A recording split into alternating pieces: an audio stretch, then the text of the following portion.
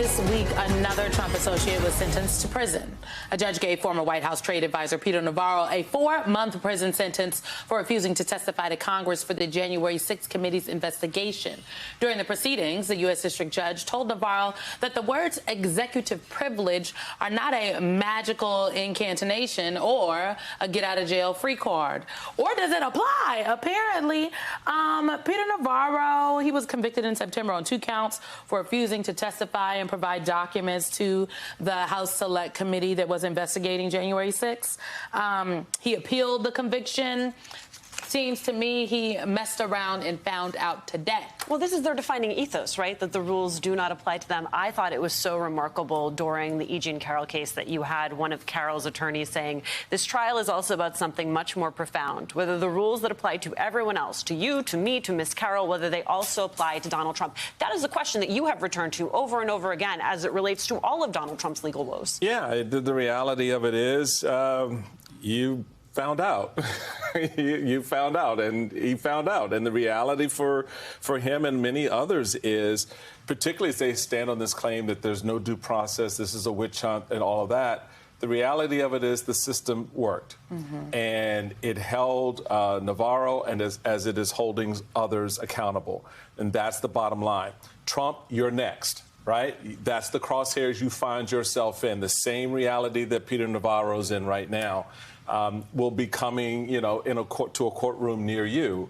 And so as the E. Jean Carroll case has shown us, as this decision has shown us, all of the noise that you're hearing on the far right, propagated and promoted by Republican elected officials in many instances, Elise Stefanik, is this cacophony of noise that, oh, the system is rigged against Trump. No, Trump is like everybody else in the system. This is the point I've been trying to push with the courts. Treat him like you treat everybody else. He has an outburst in court, put his behind in the hooskow. Not the hooskow.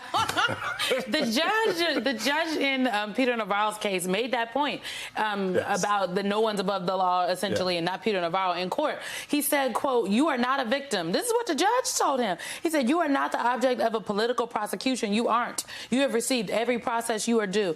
Well, it strikes me, Peter Navarro, Steve Bannon, Alan Weisselberg, Michael Cohen. Greetings, Michael Cohen. We hope to see you soon. Roger Stone, even though he had his sentence commuted. Rick Gates, Paul Manafort, who was pardoned. They were all sentenced to prison. All of these men around Donald Trump seem to just keep going to jail. But here's the important part about that.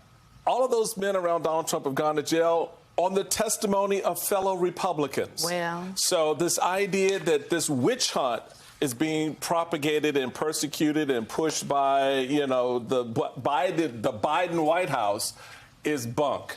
The Justice Department happens to be at the time of the Biden administration, but the folks testifying in court, they're all Republicans. So there is that. And that's on Mary Had a Little Lamb, as the young people would say.